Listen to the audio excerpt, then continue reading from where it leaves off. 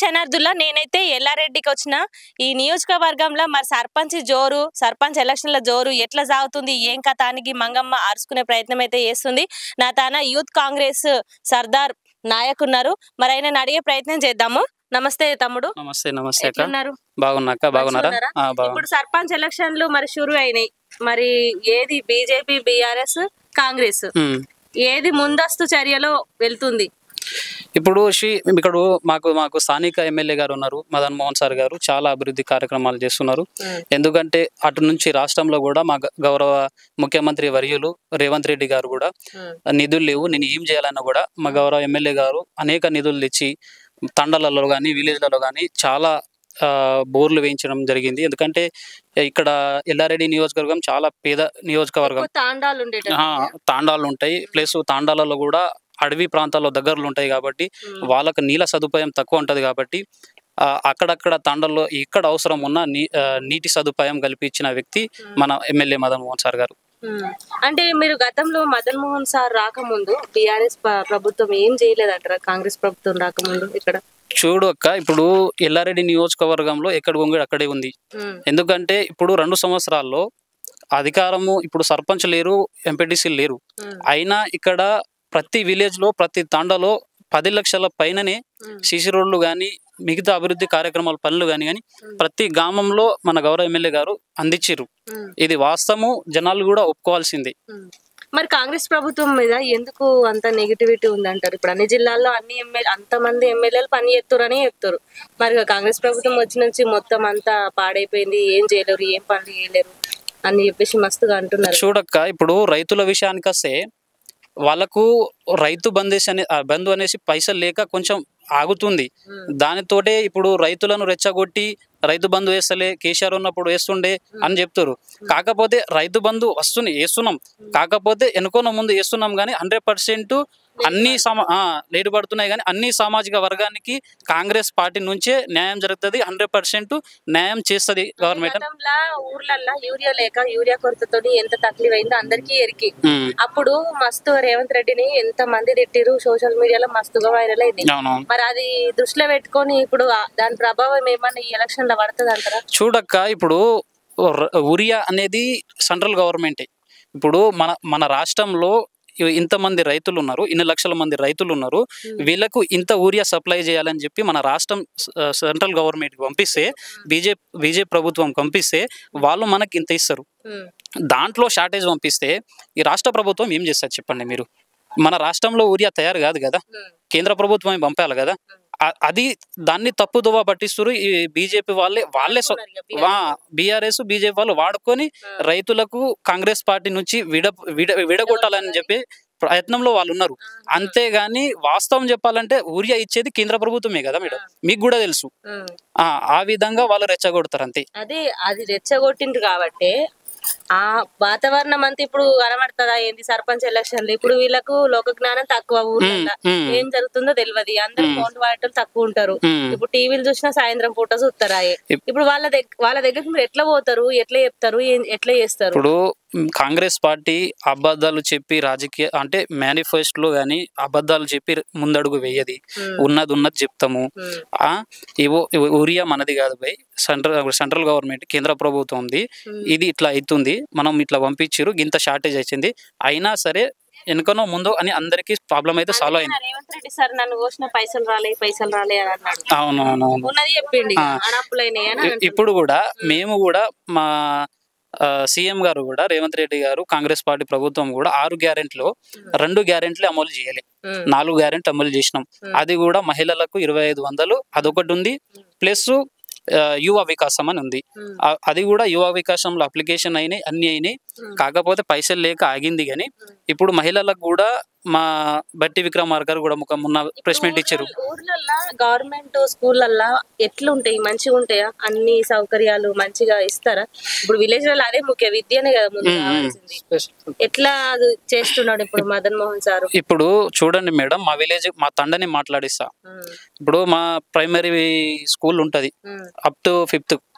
అయితే మేము అక్కడ పహారీ గోడ లేదు సార్, బాత్రూమ్ లేదు, వీళ్ళకు అంత ప్రాబ్లమ్స్ ఉండే అని చెప్పి క్షణమే మేము ఎమ్మెల్యే గారి దగ్గరకు పోతే మాకు ఫస్ట్ అయితే నిధులు లేదు కదా, ఆయన అంత సొంత నిధులతోటి ఫస్ట్ పిల్లలకు బాత్రూమ్ ఉండాలని చెప్పి తక్షణమే 3.5 లక్షలు శాంక్షన్ చేసిండు. వెంటనే శాంక్షన్ ఇచ్చిండు, అప్రూవల్ అయిపోయింది, అది స్టార్ట్ అవుతుంది. అట్లా ఎందుకంటే ఒకటొకటి అవుతుంది మేడం. చూడు మేడం, టీఆర్ఎస్ ప్రభుత్వం గత 10 సంవత్సరాల నుంచి చేసింది. వీళ్ళు ఏం అభివృద్ధి చేసిరు, మేము ఏం చేసినామో మేము కూడా గ్రామ పంచాయతీకి తీసుకెళ్తాము, మా అభివృద్ధి చూపిస్తాము. గత ప్రభుత్వం 10 సంవత్సరాలు చేసింది కదా, వాళ్ళు కూడా ఏమేం చేసిందో చూపెట్టమని చెప్తున్నాం.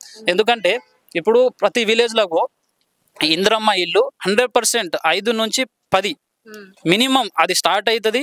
కొన్ని అయితే కంప్లీట్ అయినాయి, కొన్ని మా ఎమ్మెల్యే గారు కూడా మొన్ననే ఇనాగ్రేషన్ చేసిరు. కొన్ని అయితే స్లాబ్ లెవెల్ దాకా వచ్చింది. పైసలు కూడా ఫాస్ట్ గా పడిపోతుంది. ఇప్పుడు చీరలు మొన్నటిదాకా బతుకమ్మకి ఇయ్యలే, ఎప్పుడు ఇయ్యలే. ఇప్పుడు సర్పంచ్ ఎలక్షన్ రాగానే మరి ఆశ పెట్టినట్ట, మరి ఓటు కోసం ఆ చీరలకి ఇప్పుడు వంచింది ఎందుకు? ఇప్పుడు చూడక చీరలు అంటే ముందే స్టార్ట్ అయింది. కాకపోతే 60 లక్షలు 80 లక్షలు ఫస్ట్ ఇచ్చిర్రు. వాళ్ళు ఫ్యాక్టరీ కూడా సిరిసిల్లలో ఒకటే ఫ్యాక్టరీ ఉంది రాష్ట్రంలో. కాకపోతే వాళ్ళు ప్రిపేర్ చేయడంలో కొంచెం లేట్ అయింది కాబట్టి మనం ఇప్పుడు ఇస్తున్నాం. ఎలక్షన్లో చీర కొంచిస్తే చీర కోసం వాళ్ళని వెయిట్ ఇస్తారా? ఓటు వేయరు కదా. వేస్తారు, వాస్తవంగా వేస్తారు, కానీ అది కొంతవరకే. కానీ అభివృద్ధి చూస్తారు. చీరలతోటి ఓట్లు వేయంటే అందరు చీరలు వచ్చేస్తారు రాష్ట్రంలో. అట్లా కాదు, లోతుపాటు లేదు. ఇప్పుడు కేసీఆర్ ఇచ్చిన చీరలనేమో మక్క చేనులలో లేకపోతే ఏడలలో రైతులు కట్టుకున్నారు. అరే అట్లా కాకుండా మనం ఇచ్చేది ఏదో కొంచెం లేట్ అయినా సరే కానీ వాళ్ళకు ఉపయోగపడాలా, వాళ్ళు కట్టుకునేటట్టు ఉండాలా అని చెప్పి 100% మంచి క్వాలిటీతో క్వాంటిటీతో ఇచ్చారు. ఇప్పుడు మీకు సర్పంచ్ గా ఎవరు నిలబడితే ఖచ్చితంగా ఆయనను గెలిపించుకునే ప్రయత్నం చేస్తారా? ఇప్పుడు మాది గాంధారి మండలం పర్మల తండ. మా గ్రామ విషయానికి వచ్చేస్తే ఆల్రెడీ సర్పంచ్ ఇనామత్ చేసుకున్నాము. సర్పంచ్ క్యాండిడేట్ బాణోత్ చందర్ ఈయననే, ఉప సర్పంచ్ దేవసోత్ బన్సింగ్ ఈయననే. ఆల్రెడీ మేము ఇనామత్ చేసుకున్నాము. కాంగ్రెస్ పార్టీలో మనం అభివృద్ధి పదంగా నడుద్దాము. అభివృద్ధి మన దివ్యంగా. చూడు మేడం, ఇప్పుడు ఎన్నెన్నో పార్టీలు అధికారంలో వచ్చినాయి, ఏమేమో చేసినాయి, కానీ మా తండలో ఎలాంటి అభివృద్ధి కాలే. కాబట్టి అరే ఇట్లా కాకుండా పోటీ లేకుండా మనం అందరం ఏకతాటిమై గ్రామ పంచాయతీని మనం అభివృద్ధి పదంలో నడిపించి గ్రామాన్ని అభివృద్ధి చేసుకుందామని చెప్పి ఏకగ్రీయం చేసుకున్నాము. ఆల్రెడీ అన్ని బొట్టు పెట్టేసినాము. ఆల్రెడీ నామినేషన్లు పడాయి. అందుకోసమే ఇవాళ మా గౌరవ ఎమ్మెల్యే గారిని కలుద్దామని వచ్చినాం. నా పేరు బాణోత్ చంద్రమ్మ. ఇప్పుడు ఏకగ్రీవంగా మరి ఊరు కోసం మరి మంచిగా నిలబడతారా? నిలబడతాం. ఏదైనా మరి పోరాటం చేస్తారా? చేస్తామమ్మా. ఏ కష్టం వచ్చినా ఏ కష్టం వచ్చినా ఏ వచ్చినా కానీ నిన్ను నమ్మి మరి ఓట్లు వేస్తుంది. మరి మేము చేస్తామమ్మా. చేస్తారా? అన్ని చేస్తాం. అయితే పిల్లలకు చదువు ఆరోగ్యం రెండు గట్టిగా పట్టుకోవాలి. గట్టిగా పట్టుకోవాలి. బడి గుడి ఆరోగ్యము మంచిగా ఉండాలని మనం కోరుకుంటున్నాం. అంతే. ఇప్పుడు సర్పంచ్ ఇప్పుడు బీజేపీ నుంచి కూడా దిగుతారు, బీఆర్ఎస్ నుంచి కూడా దిగుతారు. మరి వాళ్ళు వస్తే ఎట్లుంటది, మరి దాని పరిస్థితి ఏంటి? ఇప్పుడు మా దగ్గర యునానమస్ అయింది అక్క. ఇప్పుడు మా దగ్గర పోటీ లేదు. ఇంకోటి ఏంటంటే మేము కూడా వేరే అంటే వేరే దగ్గర, నేను యూత్ ప్రెసిడెంట్ కదా, నాకు ఎంతో కొంత ఇంప్లిమెంట్ ఉంటుంది అన్ని విలేజ్లలో. కాకపోతే మేమేం చేస్తున్నామంటే మంచి క్యాండిడేట్ ని చూసి మా రేవంత్ రెడ్డి గారు కూడా చెప్పారు స్పష్టంగా, విలేజ్లలో మీ అభివృద్ధికి పాటుపడే వ్యక్తిని ఎన్నుకోండి, ఆ అభివృద్ధికి విరుద్ధంగా పోటీ చేసే వ్యక్తులకు సపోర్ట్ చేయకండి, వాళ్ళకు ఓట్లు వేయకండి అని చెప్పిండు. అంత మంచి గైడెన్స్ ఇచ్చినాక మేము అభివృద్ధి చేసే వాళ్ళని ఎన్నుకుంటాం, కానీ వేరే వాళ్ళని ఎందుకు ఇస్తాము? అసలు నియోజకవర్గం మొత్తంలో బీజేపీ ఎక్కువ నడుస్తుందా? ఇక్కడ బీజేపీ అంతా ఏమి ఉండదు. ఈడ కాంగ్రెస్ పార్టీకి గౌరవ ఎమ్మెల్యే గారు చదువుకున్నారు, సాఫ్ట్వేర్ ఉంది, మంచి మేధావి. ఎమ్మెల్యే ఇప్పుడు కాంగ్రెస్ పార్టీలో ఉన్నాడు కాబట్టి సో ఆయనకు మద్దతుగానే కాంగ్రెస్ పార్టీ గెలుస్తుందని 100% అన్ని. ఇప్పుడు స్థానిక ఎలక్షన్ సర్పంచ్లైనా గెలుస్తాము, ఎంపీటీసీ జడ్పీటీసీ కౌన్సిలర్ ఏదైనా క్లీన్ షిప్ చేస్తాం 100%. ఇప్పుడు మేము ప్రత్యేక ఎజెండా పెట్టుకుంటాము. గత 10 సంవత్సరాల్లో ఏం చేసింది టిఆర్ఎస్, ఇప్పుడు ఏం చేసింది మేము కల్లారా చూపిస్తాము. మేము అన్ని విలేజ్లలో 5 నుంచి 10 లక్షలు 100% అన్ని విలేజ్లకు ఇచ్చినాము. మా దగ్గర ఉంది ప్రూఫ్, అవన్నీ వెళ్తాము. ఇంకా మన ఎమ్మెల్యే గారు ఏ ప్రాబ్లం అయినా సరే ఈ ప్రాబ్లం ఉంది అని చెప్పి ఎవరైనా ఆయన దగ్గరికి వస్తే ఇమీడియట్లీ పై అధికారులతో మాట్లాడి ఈ ప్రాబ్లం సాల్వ్ కావాలని చెప్పి తక్షణమే సాల్వ్ చేపిస్తాడు. ఇక ఇదునుల్లా ఎల్లారెడ్డిలో అయితే మరి గిట్లుంది ముచ్చట, మొత్తం కాంగ్రెసే అంటారు. అంటే అధికారంలో కాంగ్రెస్ ఉందని మరి కాంగ్రెస్ బాట పట్టిరా, మరి ఏందనేది ఇంకా తెలుసుకునే ప్రయత్నం చేద్దాము. చూస్తూనే ఉండండి పీపుల్ మీడియా పాయింట్. లైక్ చేయండి, షేర్ చేయండి, సబ్స్క్రైబ్ చేయండి. మరిన్ని వీడియోల కోసం బెల్ సింబల్ పై క్లిక్ చేయండి.